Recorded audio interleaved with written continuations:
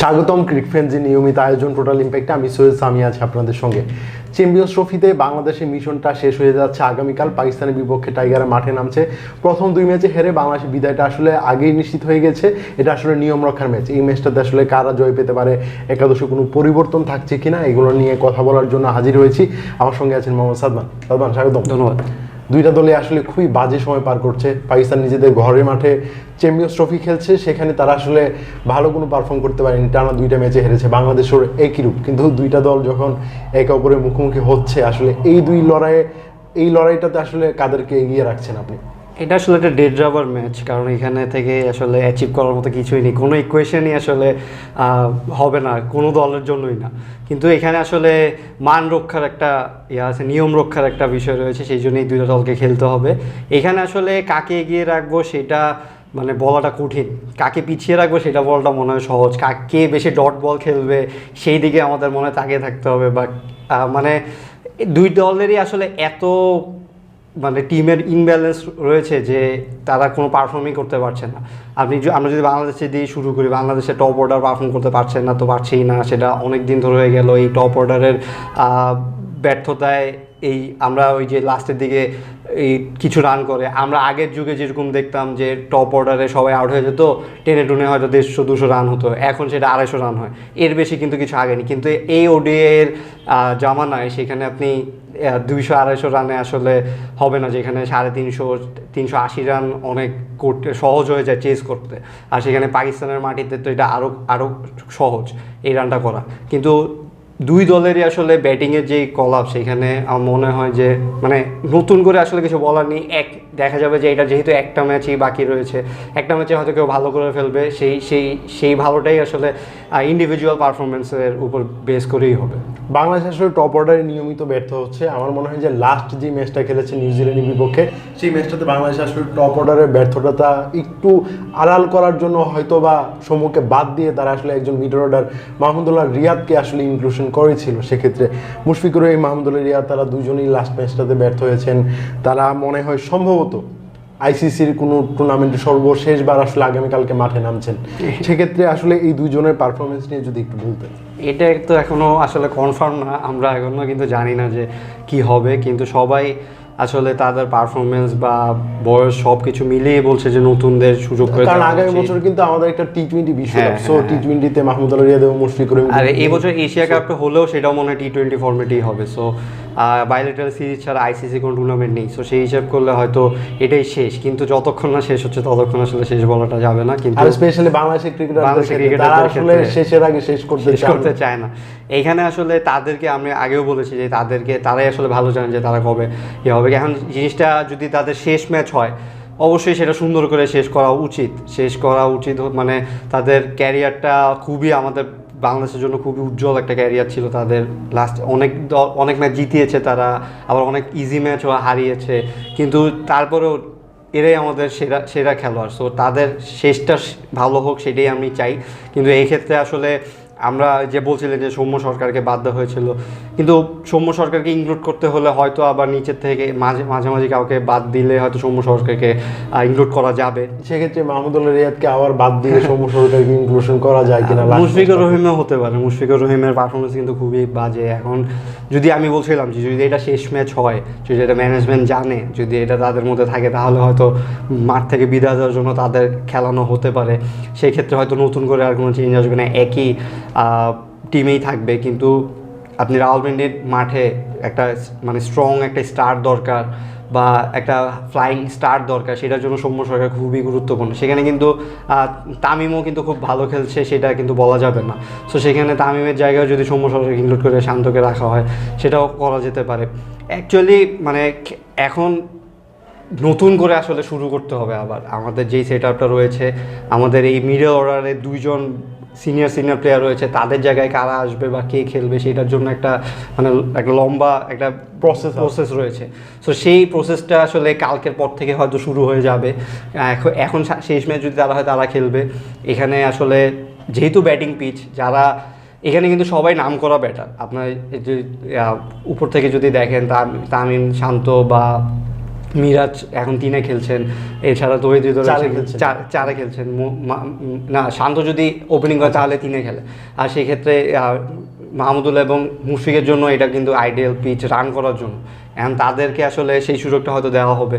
তো সেক্ষেত্রে এই পিচে আমি ভাববো যে যারা যেটা রয়েছে সেটাই হয়তো করা যাবে, হয়তো সৌম্য ইনক্লুড হলে হতে পারে, না হলে আসলে এই টিমটাই থাকবে হয়তো। বাংলাদেশের প্রধান কোচ ফিল সিমন্সের হয়তো বা এটা বাংলাদেশের মানে হয়ে লাস্ট ম্যাচ, তিনি আসলে পিএসএল একটা দলের সঙ্গে আসলে চুক্তিবদ্ধ আছেন। বাংলাদেশ দলের সঙ্গে ফিল সিমন্সের চুক্তিটা ছিল চ্যাম্পিয়ন্স ট্রফি পর্যন্ত, এরপর আসলে নবায়ন না করার সম্ভাবনা বেশি। আমরা লাস্ট যে নিউজিল্যান্ডের বিপক্ষে ম্যাচটা হারলাম, সেই ম্যাচটার পর আসলে ফিল সিমন্স একটু সিনিয়র 2 ক্রিকেটারের প্রতি একটু রাগান্বিত হয়েছেন। তিনি আসলে ড্রেসিং রুমে এই 2 ক্রিকেটারকে শাসিয়েছেন, এরকম একটা খবর বেরিয়েছে ডেইলি সানে। আমাদের সহকর্মী মোহাম্মদ জুবায়ের একটা নিউজ করেছিলেন। এরকমটা মনে হলে আসলে মনে হয় যে ফিল সিমন্সের চ্যাপ্টারটা শেষই হয়ে যাচ্ছে। না হ্যাঁ, এখন আসলে মানে কোচের দায়িত্ব কিন্তু এটা, কোচের কিন্তু সিনিয়র জুনিয়র আসলে দেখে হবে না, কারণ আপনার তাদের হচ্ছে প্লেয়ার, তারা যেভাবে যদি সিনিয়র হয় তাদের দায়িত্বটা আরও বেশি।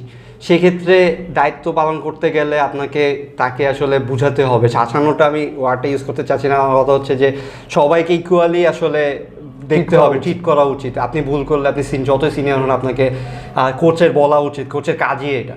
সো সেই ক্ষেত্রে আমি এখানে ভুলের কিছু দেখছি না। আর এখানে যে ভুল হচ্ছে, ভুল শট খেলছে, এটা কিন্তু একটা নর্মাল মানুষও দেখে বুঝছে যে তারা ভুল শট খেলে আউট হচ্ছে, তারা যেই জায়গায় যেরকম দরকার সেই ম্যাচিউরিটিটা দেখাচ্ছে না, সেটা ভুলেই কিন্তু তারা আউট হচ্ছে।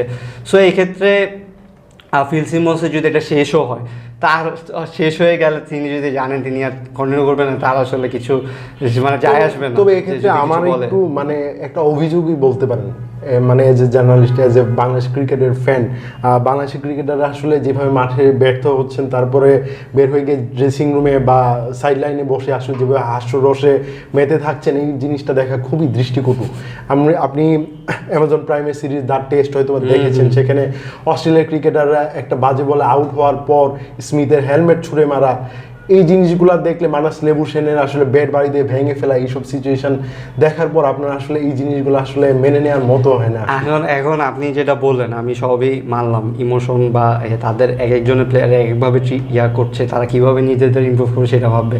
কিন্তু একটা জিনিস দেখবেন যে তাদের আমি এখান থেকে টাকা পয়সায় চলে যেতে চাই, যে টাকা পয়সার বিষয়টা কিন্তু দেখবেন যে এই যে এত খারাপ পারফরমেন্স, এরপরে কিন্তু তাদের পকেট ভারী হয়ে যাবে, কারণ এবার প্রায় 20 টাকার উপরে এবার আইসিসি ট্রফি থেকে পাবে। সেখানে তারা প্রাইজ মানি যখন আইসিসি ঘোষণা করে তখন দেখা গিয়েছিল সপ্তম এবং অষ্টম দল যে রয়েছে তাদের প্রাইজ মানি $1,40,000, যা বাংলাদেশি টাকায় 1,69,00,000 টাকা।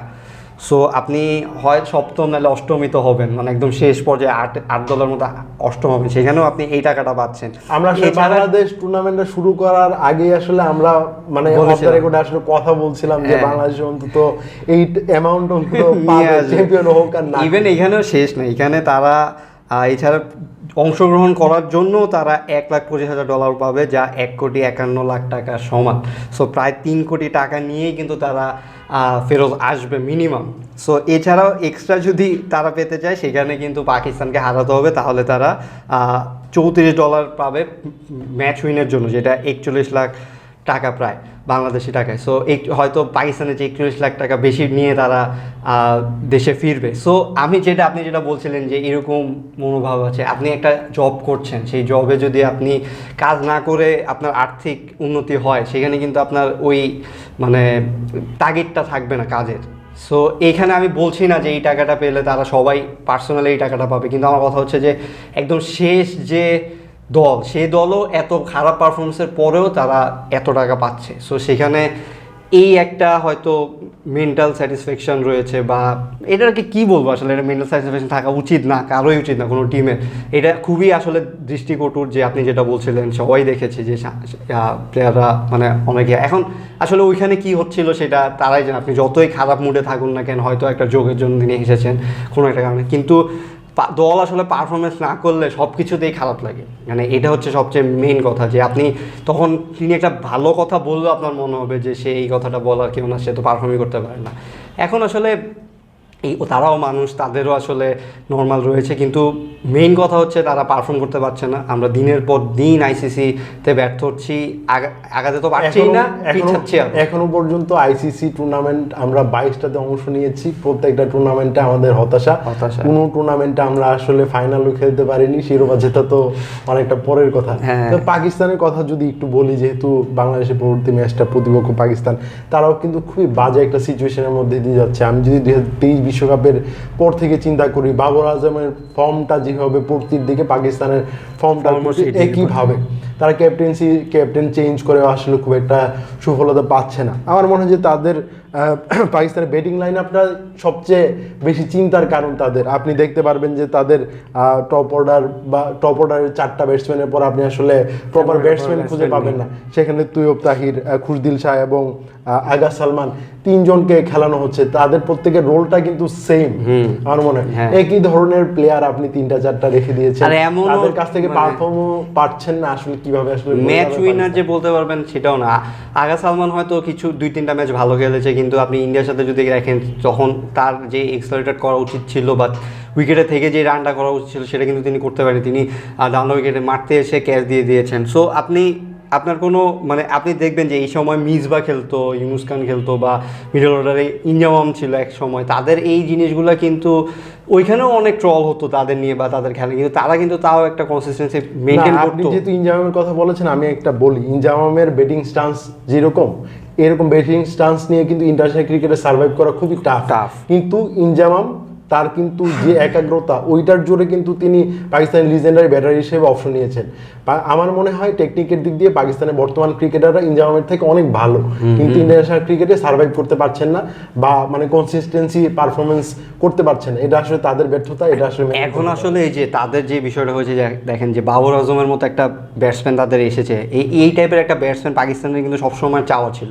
এখন তিনি যখন 1 বছর 1.5 বছর পারফর্ম করেছেন বা আরও বেশি পারফর্ম করেছেন, তখন তাকে কিং উপাধি দিয়ে দেওয়া হয়েছে বা তাকে সেখানেই শেষ করে তাকে বিরাট কোহলির সাথে কম্পেয়ার করা হচ্ছে। বিরাট কোহলি একটা ম্যাচ উইনার, হ্যাঁ, আপনি বাবর আজমকে যদি দেখেন কয়টা ম্যাচ তিনি জিতিয়েছেন, তাদের সাবেক ক্রিকেটাররা এটা নিয়ে হতাশ যে তারা কি বলছে। আমি ওই দিন একটা প্রোগ্রাম দেখছিলাম, শোয়েব আক্তার, হাফিজ, তারা একটা প্রোগ্রাম করে, সেখানে দেখছিলাম শোয়েব আক্তারের এতটা হতাশ, তিনি একটা লেজেন্ডারি প্লেয়ার, তিনি বলছেন যে আমি 2011 সাল থেকে আসলে বলে আসছি, আমাকে যদি এখানে টাকা দেওয়া না হতো আমি এখানে বসতাম না, আমি এখানে বসে এই পাকিস্তানের টিম নিয়ে কথা বলতাম না, পাকিস্তানের টিম নিয়ে কথা বলার আমার কিছু নেই। তো বাংলাদেশ টিম নিয়ে আসলে এরকম সিচুয়েশন যেন না হয়, এটা আসলে না, আমাদেরই, আপনি চিন্তা করেন আমাদের কাজ এটা, এই জন্য আমরা বাংলাদেশ টিম নিয়ে কথা বলি, কিন্তু আমরা আসলে কতটুকু হতাশ হই খেলা দেখে, কতটুকু আমরা এই কাজটা নিয়ে কিন্তু কাজ করি। আমরা একটা সেক্টর, একটা ক্রিকেট নিয়ে কাজ করি, সেখানে বাংলাদেশ টিমের কত ভালো সময় এসেছে। এখন যখন আমরা দেখছি এরকম পিছনের দিকে যাচ্ছে, সেটা কিন্তু আমাদের জন্য খারাপ।